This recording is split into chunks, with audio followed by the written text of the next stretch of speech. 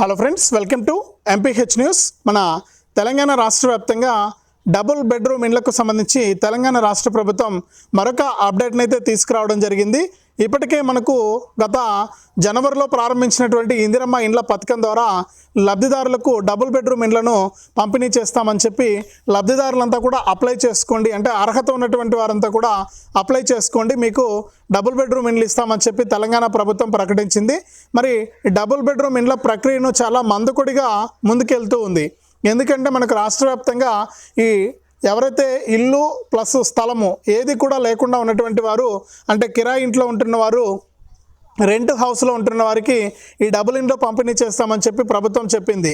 మరి ఈ నేపథ్యంలోనే చాలామంది, దాదాపు ఒక 20 లక్షల మంది వరకు కూడా ఈ డబుల్ ఇండ్ల కోసం అప్లై చేసుకున్నారు.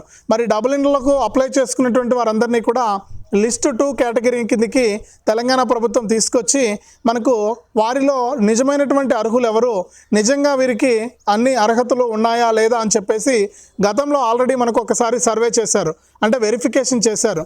ఆ వెరిఫికేషన్ చేసి అందులో నుంచి మనకు కొన్ని లక్షల మందిని తొలగించేశారు. కేవలం 8,90,000 మంది మాత్రమే ఈ డబుల్ ఇండ్లకు అర్హులని చెప్పి ప్రభుత్వం గుర్తించి ఒక లిస్ట్ అనేది విడుదల చేయడం జరిగింది. మరి రాష్ట్ర వ్యాప్తంగా ఈ డబుల్ బెడ్రూమ్ ఇండ్ల కోసం చూస్తున్న వారికి ఈ విధంగా మనకు వెరిఫికేషన్ అనేది ప్రారంభించింది.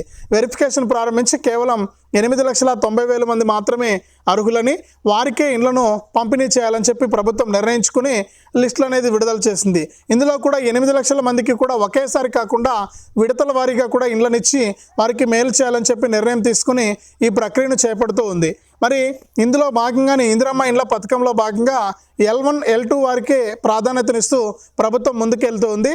మరి ఆల్రెడీ ఇప్పటికే L1లో ఉన్నటువంటి వారికి సొంత స్థలం కలిగి ఉండి మేము ఇల్లు నిర్మించుకుంటామని చెప్పిన వారందరికీ కూడా రాష్ట్ర ప్రభుత్వం మనకు ఇందిరమ్మ ఇండ్ల పథకం ద్వారా వారికి మేలు చేస్తూ ఉందన్నమాట. మరి ఇట్లా మేలు చేస్తూ రాష్ట్ర వ్యాప్తంగా ఉన్నటువంటి ప్రతి ఒక్కరికి కూడా ఈ యొక్క డబ్బులు అనేది విడుదల చేస్తూ కూడా ప్రభుత్వం ముందుకైతే వెళ్తూ ఉంది. ఈ నేపథ్యంలోనే రాష్ట్ర వ్యాప్తంగా ఉన్నటువంటి ప్రతి ఒకరికి కూడా తాజాగా ఈ డబుల్ ఇండ్లపైన మరొకసారి వెరిఫికేషన్ చేసి మనకు ఈ తేదీ నుంచి కూడా వాళ్ళకు ఇండ్లను కేటాయించేందుకు ఏర్పాట్లు చేస్తామని చెప్పింది. మరి కొన్ని చోట్ల ఆల్రెడీ ఇండ్లను కేటాయిస్తూ ఉన్నారు.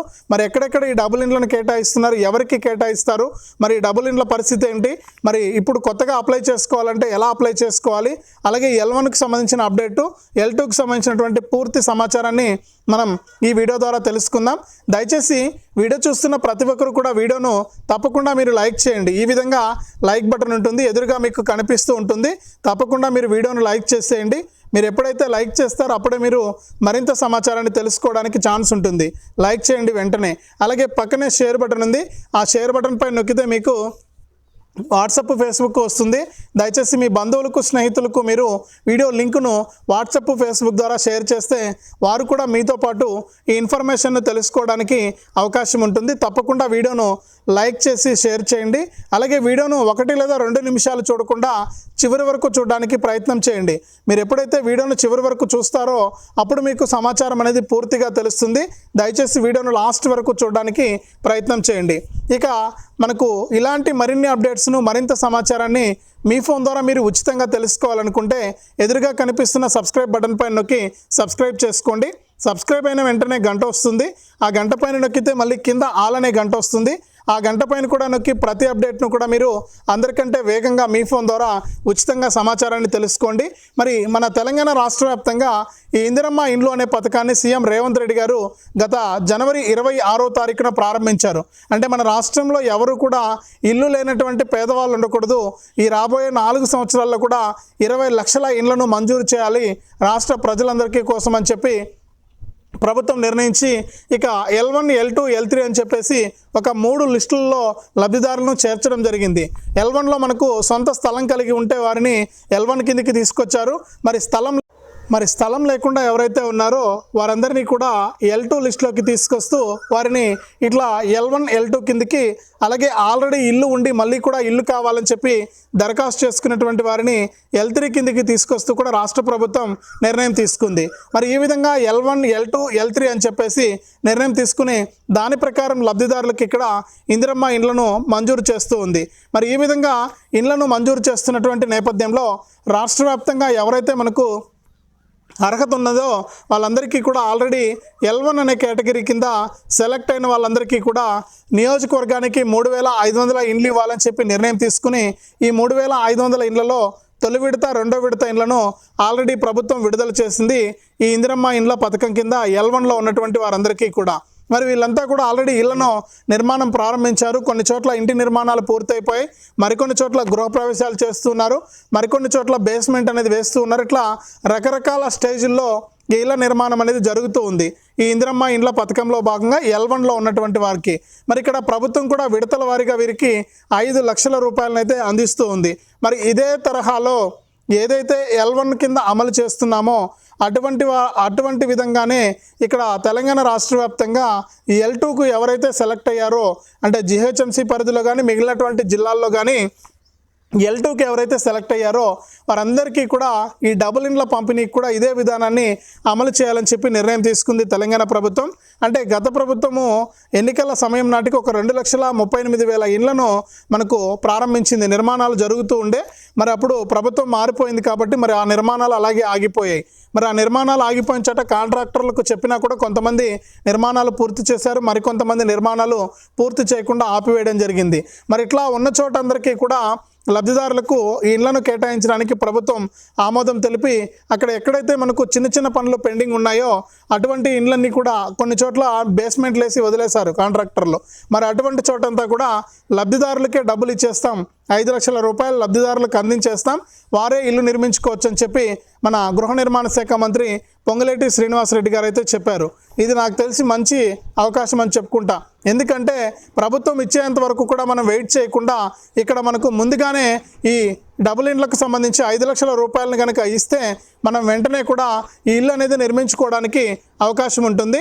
కాబట్టి ప్రతి ఒక్కరు కూడా రెడీగా ఉన్నారు. కాబట్టి ఈ డబుల్ ఇండ్లను తీసుకోవడానికి రాష్ట్ర ప్రభుత్వం మంచి నిర్ణయం తీసుకుని ఈ విధానాన్ని అయితే తీసుకొచ్చింది. కాబట్టి ఎవరైతే ఈ L2 లిస్టులో ఉన్నారో ఈ డబుల్ ఇండ్ల కోసం ఎదురు చూస్తున్నారో వారందరూ కూడా తప్పనిసరిగా ఈ యొక్క ఇండ్లకు సంబంధించిన మళ్ళీ కూడా రీవెరిఫికేషన్ అనేది ప్రారంభిస్తూ ఉన్నారు. మరి ఈ రీవెరిఫికేషన్లో ఎవరైతే మనకు అర్హత వస్తుందో వారందరికీ కూడా ఈ నెల 30 నుంచి ఈ విధానాన్ని అమలు చేయాలని చెప్పి రాష్ట్ర ప్రభుత్వం అయితే నిర్ణయం తీసుకుందనమాట. మరి ఈ విధంగా నిర్ణయం తీసుకుని రాష్ట్ర వ్యాప్తంగా ఉన్నటువంటి ప్రతి ఒక్కరికి కూడా ఈ డబుల్ ఇండ్లను పంపిణీ చేయడానికి ఏర్పాట్లు అయితే చేసింది. అలాగే మరికొన్ని చోట్ల ఇప్పటికీ పూర్తిగా నిర్మాణాలు మొదలుపెట్టిన చోటంతా కూడా ఎక్కడైతే ప్రభుత్వ స్థలం ఉంటుందో ఆ ప్రభుత్వ స్థలాన్ని అక్కడ కేటాయించి L2లో ఉన్నవారికి 5 లక్షల రూపాయలు డబ్బులు ఇస్తారు, వాళ్ళు ఇల్లు అక్కడ కూడా నిర్మించుకోవచ్చు. మరికొన్ని చోట్ల ప్రభుత్వమే G+3 విధానంలో ఇళ్లను నిర్మించి ఈ డబుల్ ఇండ్లను పంపిణీ చేస్తామని చెప్పి ప్రభుత్వం అయితే ప్రకటించింది. ఏది ఏమైనా కానీ L1లో ఉన్నా L2లో ఉన్నా L3లో ఉన్నా కూడా మీ అర్హతను బట్టే మీకు ఇక్కడ ఇండ్లను పంపిణీ చేస్తారు. రాబోయే 4 సంవత్సరాల కాలంలో కూడా ఒక 20 లక్షల ఇండ్లను పంపిణీ చేయాలని చెప్పి ప్రభుత్వం నిర్ణయం తీసుకుంది. మరి కేంద్ర రాష్ట్ర ప్రభుత్వాలు రెండింటి సహకారం కూడా ఉంటుంది ఈ యొక్క పథకానికి సంబంధించి. మరి ఇందిరమ్మ ఇండ్ల పథకంలో మీరు భాగమయ్యి ఇళ్లను అనేది నిర్మించుకోండి. రాష్ట్ర వ్యాప్తంగా ఈ యొక్క ఇండ్లు మళ్ళీ కూడా ఎప్పుడు ఇస్తారో కూడా తెలియని పరిస్థితి మనకు ఇప్పుడు ప్రస్తుతానికి ప్రభుత్వం అవకాశం కల్పించింది. కాబట్టి ప్రతి ఒక్కరు కూడా ఇందిరమ్మ ఇండ్ల పథకానికి అప్లై చేసుకోండి. ఇంకా ఎవరైనా అప్లై చేసుకుని వారు ఉంటే మీ ఎంపీడీఓ కార్యాలయాల్లో లేకపోతే మున్సిపల్ కార్యాలయాల్లో ప్రజాపాలన కౌంటర్లు ఉన్నాయి. లేకపోయినా కూడా అక్కడ మీరు అధికారుల దగ్గర మీ దరఖాస్తును కనుక సమర్పిస్తే వారు మీ అర్హతను బట్టి మీకు L1నా L2నా L3నా అని చెప్పేసి డివైడ్ చేసి దాని ప్రకారం మీకు ఇక్కడ ఈ ఇందిరమ్మ ఇండ్లను కేటాయించడం జరుగుతుంది. కాబట్టి దాని ప్రకారం మీకు ఇక్కడ డబుల్ ఇండ్లు అలాగే L1లో 5 లక్షల రూపాయల ఇల్లు, L3లో కూడా 5 లక్షల రూపాయల ఇళ్లను ప్రభుత్వం మీకు కేటాయించడం జరుగుతుంది. మరి రాష్ట్ర వ్యాప్తంగా ఉన్నటువంటి ప్రతి ఒక్కరు కూడా ఇప్పటికే ఎదురు చూస్తూ ఉన్నారు ఈ యొక్క పథకానికి సంబంధించి ఎప్పుడు మనకు ఇండ్లను పంపిణీ చేస్తారా అని చెప్పేసి.